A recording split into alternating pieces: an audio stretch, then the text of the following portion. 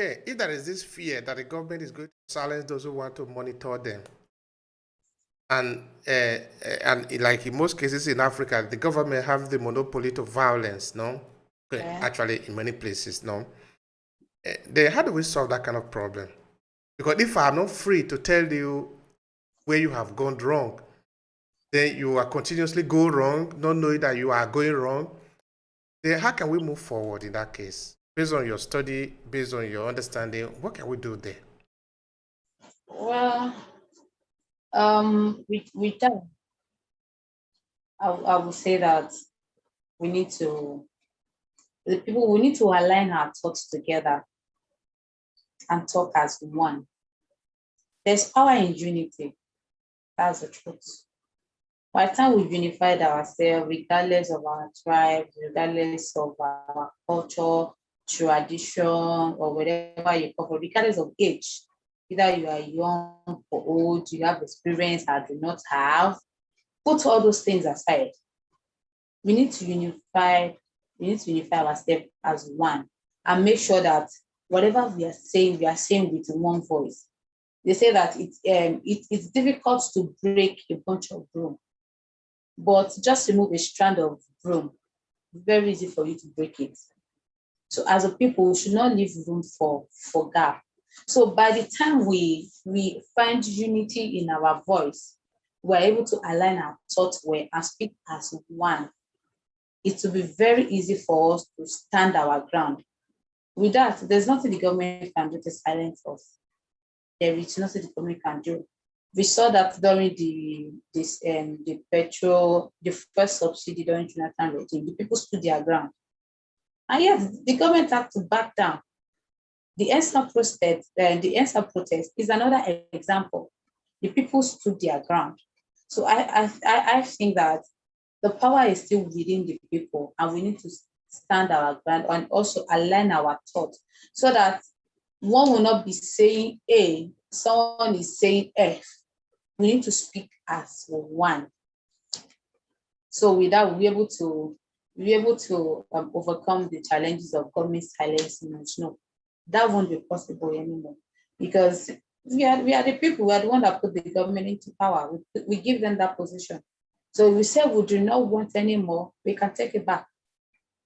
All right, talking about the challenges, what do you think is even the challenges or the possibility of organizing the people that can speak one voice? Because now we can see that if we speak different voices, we cannot get result. But if we speak one voice, we can get result. Evidence is there. NSAS protest, this voice subsidy. What do you think is the challenge? Why the people might not find it possible to speak one voice? Maybe come 2023, since we are talking about election. Well, the challenge can be the problem of trust. We not really get the actual part of what happened at the Lekki toll gate. We do not really get that. But the truth is, with what happened, fear is still in the heart of some people. And some people have made up their mind that if I die, I die. This Nigeria must be better. So there are two different kind of people now. The people that have made up their mind to give their life for this country, and the people that are still in fear. So now the problem is trust. Can I still trust the government again? Even if I want to give all my all for this advocacy, would history not repeat itself again? And I think with this that with that, a certain number of people are determined to make it work. But the truth is, they said iron sharpeneth iron. If a number of people that have made up their mind to make Nigeria work and they come out with one voice, before you know, someone will join from here, from there, from there, from there. With that, people started coming out. We just need one person to start that cause. You just need one person. And you see that the way it's going, people will join it in the conversation. With the way the ENSA protest started, we never know that it's going to be something that big. And before you know, Twitter is on fire, social media is on fire with that. Each state, each local government, each town, they're having a coalition of youth protesting. We do not want this anymore. We do not want that anymore. It just started with a person, with someone's ideology. And I think that needs to come up again. And with the talk on social media, with the number of youth that are coming out to campaign, they're aspiring, they are going into politics. I think the narrative is changing, and it's changing for a better cause this time around. It's changing for a better cause. So the challenge of that is being erased, but it might not be totally erased, but with time, we'll overcome that challenge. Thank you so much for that. I like the hope. Right. We will overcome that with time. All right. Now, what would you recommend for other young Nigerians out there who are passionate about a better Nigeria? Because now we understand that we are actually the hope. I mean, referring to younger Nigeria, the future belongs to them. Yeah. But they must grab that future. They must fight for that future. Nobody's going to give it to you. It's never going to happen. If you are waiting to be given to, you will grow old in this country. You will never smell it. But if you fight for it, it is your legitimate right. You can own it. Yes. You can own it. What is your message to them? Well, I would say that as a youth, the future belongs to us.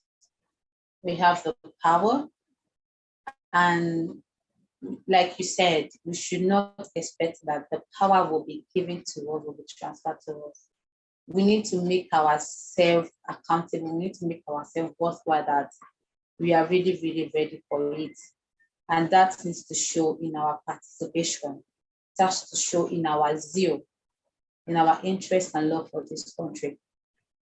So we cannot just wake up one morning and say you want to bring politics. We need to trace your records. And I think your interest, your love, your zeal for Nigeria needs to be exhibited with people around you. People around you can be able to vouch for you that I trust this person. This person has done this in our community. This person has impacted lives. You know, the charity begins at home. Let us see that. Let us see that love you said you have for your country. Let us see that around you. Then we know that we can vouch for you that even if you get into politics today and you aspire for a position, we'll give you our all because you have proven that. So as a youth, we need to prove our worth. That's what I'm saying. And to get that, we don't get that through violence. We don't get that through violence. It should not be violence about it. We get that through dialogue. We get that through participation and advocacy. So with that, we are good to go. What will be your final statement here to conclude it? So my final statement, anytime I have the opportunity to talk about Nigeria, I'm so passionate about this country. I'm a citizen. I don't have a choice. I'm not a citizen of UK or US. I'm a citizen of this prestigious Nigeria. And I would say that the future is us. We are the future of this country. And who in Nigeria is you. So we need to work on ourselves to be better. With that, Nigeria will be better. Thank you so much. It has been a pleasure on my part. I really enjoyed the conversation.